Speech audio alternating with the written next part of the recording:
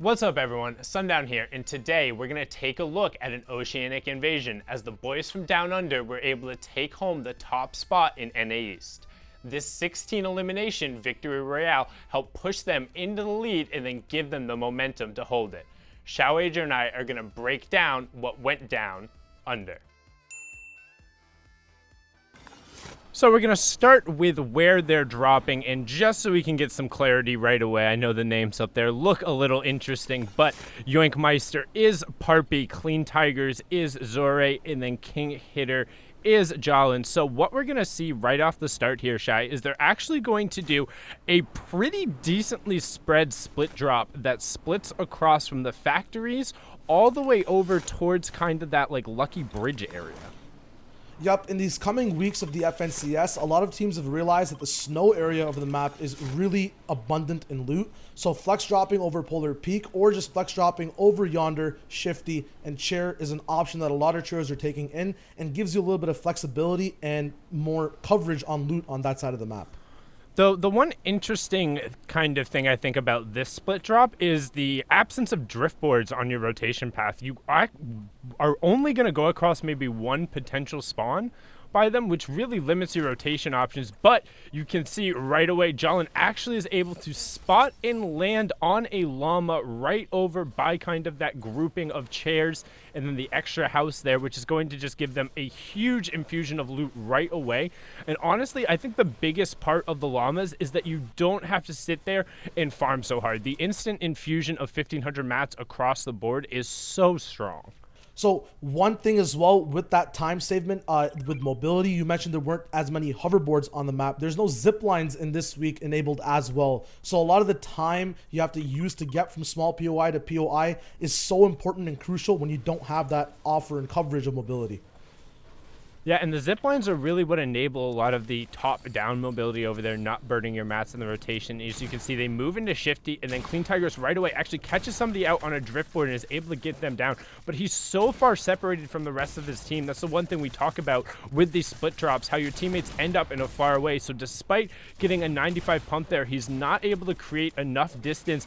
And then as soon as Zore tries to come to the rescue, nothing's going on. Now we're going to flip back over to Parpy, who you can see has 4 shockwaves, has a ton of ammunition, is completely loaded, but he's going to burn his shockwaves just to get over to the fight. We had to backtrack a little bit just so we could see the rotation. He uses all 4 of his shockwaves to try and get there in time, throwing out the stinks, but both of his teammates have been dropped. So now it's a 1 versus 1 versus a downed guy, and he's trying to pull off the 1v3. He's able to then immediately get that one. So now he knows there's a knocked player and another full player out there. And just watching him play this out is so impressive. Yup, especially with just looking at the expected line of sight of his enemy and where they move immediately after stinking, goes over to the left, try to get that pre-fire shot. Fortunately for his enemy though, he placed a wall usually where people don't place it in Shifty shafts. You can see a lot of people here are well versed with the drop. There's a lot of openings on walls right beside you with the wood that can be covered up if you're perceptive with the drop, which his enemy was right there. Yep, and you're able to pick up both of those reboot cards there. Should know another player is knocked from the comms. The player hasn't gotten the revive. So now it's a game of positioning, and he wants to try and bait the reboot cards of this opponent, knowing that he wants to go for them as well. He's trying to get the revive and get there. But this 1v1 is so critical. If they go down here, that's it. That's the end of the match, and you get 2 points for your trouble, and that is all. Yep, and at this point in the game as well, it's 73 points in. It's at the back half of the night, which means every game takes even longer to get into, and each and every single game might be a W key fest as well. So the later you are and the more mistakes you make in your session, the more riskier it can be for you to perform and get those top placements on the leaderboard. And you can see what Parpy opted to do is disengage, head over the circle, know he's not going to tank it, and then opt to play defense, play that little gatekeeper, trying to find out where the player is going. He heard the glider sound go off, and now he's going to rotate over to the reboot van, knowing the player is going to want to try and get that reboot off as soon as possible so they can have a numbers up situation. But Parpy is no fool to it, and just look at this angle. He's like, give me them toes, puts 3 shots down right away, and then he's able to follow it up with 2 more, and now he's on to pressure the opponent. He knows he has an HP advantage, and you can't give an HP advantage to one of the OCE boys. They will find a way to press it. They will go after you. They're incredibly aggressive, and they'll take these box fights, and this is the difference maker. Using the shockwave, going up, closing that out, and now they have all of that loot, the reboot van right there, and now all of a sudden they go from shambles to in a pretty good spot. Yeah, you mentioned the OCE boys. One thing to note is that they are playing on the NAEast server. It was big news, the first of its kind from what I've seen, a very successful transition coming over to this spot, getting clutches up. It's the big thing from OCE that they bring here is adaptability. A lot of the times you're forced to fight a lot of teams if your game isn't that too populated, but if you get those top players in your region, in your games as well, you get used to playing those big stacked end games. So being so versatile as a trio, as individuals in the clutch, just allows you to be anywhere in any region, no matter what, and just show that you can perform.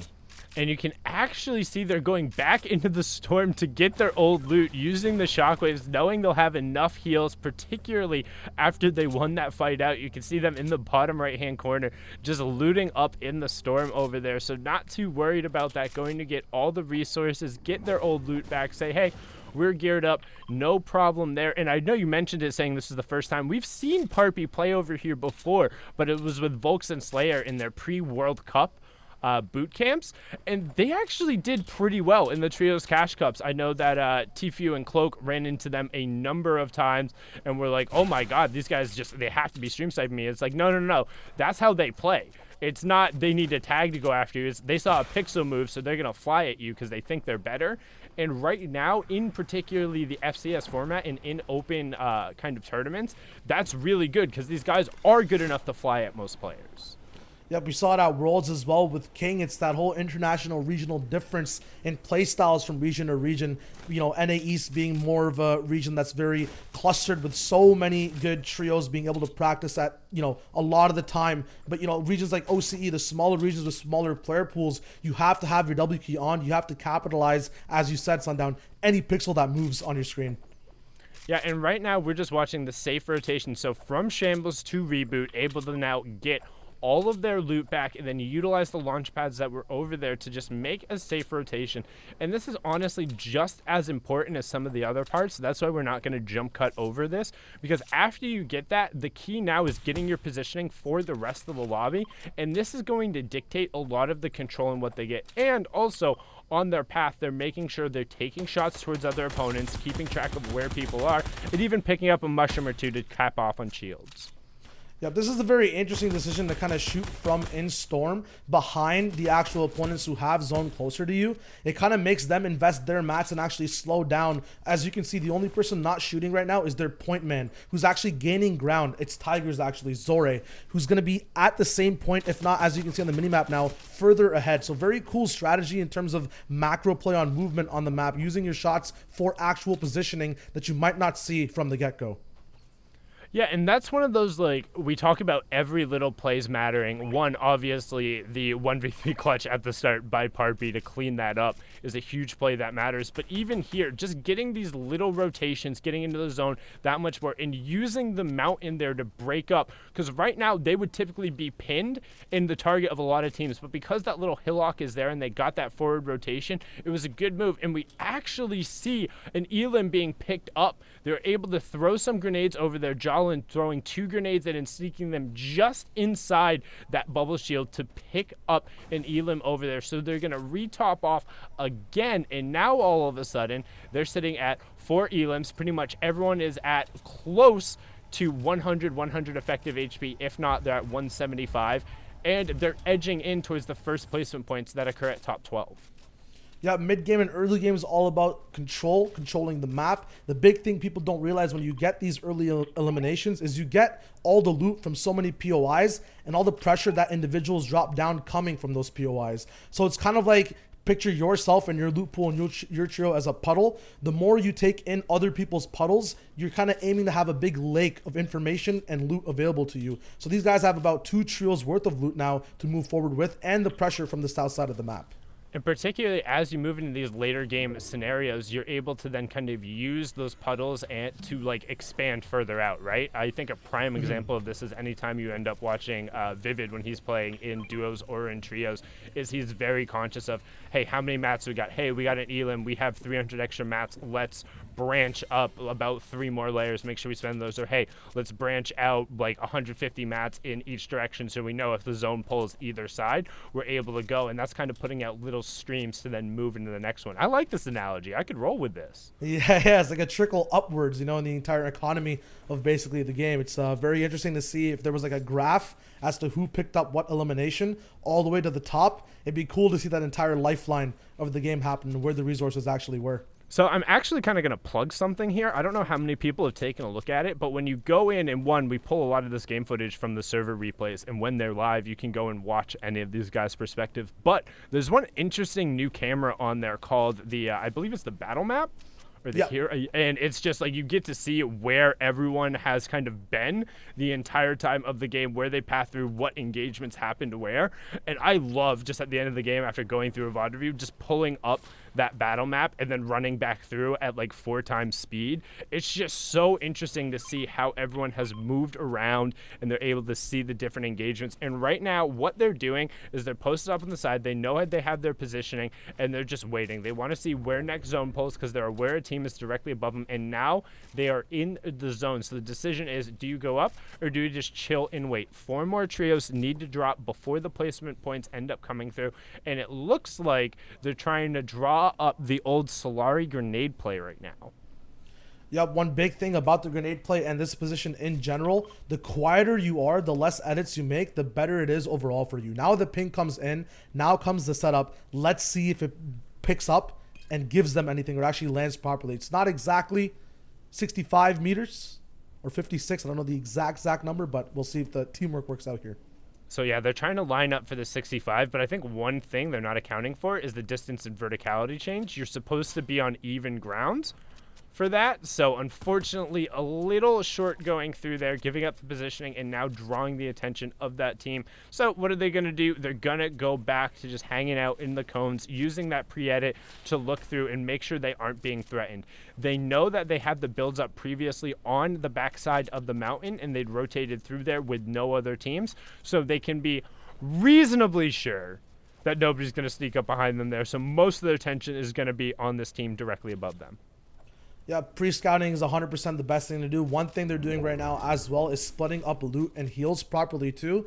Not sure about the exact specifics of loot, but we've seen bigs and minis been thrown left and right, especially as well launch pads given evenly to everyone else. Doing this beforehand between zones just sets you up and preps you up for the rest of the game to not waste time, because once again, as we start early game, time is a resource that you have to control while you're playing with your trio in communications and movement.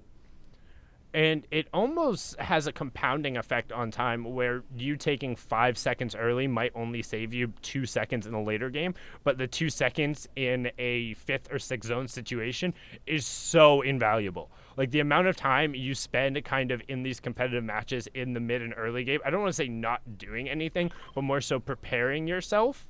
Right, you're not directly fighting another team. You're preparing yourself in terms of your rotation, in terms of your loot, in terms of your resource pool, in terms of where you move and what angles you end up get. And that's the stage we're in right now. Is the team's preparing and trying to make sure they have ways to not only rotate safely to the next zone, but also get high ground control. And again, this is a huge win that ends up coming out for these guys. It's a big momentum push, and this is what really enables them to take first place. But so far out of this game, they haven't had a lot of pressure. If anything, the pressure is on them, and it came up huge with Parpy effectively clutching up a 1v3 and then getting their reboots off. So since then, what they want to do, they want to play safe. They know, hey, we've gotten the 4 elims. For all we know, we shouldn't be in this game. We're close to placement points. Let's make sure we get our rotations. Let's move on the side of the zone. And right now you can see they're using the natural terrain, a little bit of a slip there, unfortunately, coming through, but using the natural terrain to keep the cover there. Zoray did take some damage, but they've burned what? Maybe 20 mats, 30 mats between them, or 30 builds, excuse me, to get the rotation now into half in, half out. and they have pretty decent priority. With the mountain covering their one side, they can just shoot across to the rest of the zone, who's going to be stacked on that side.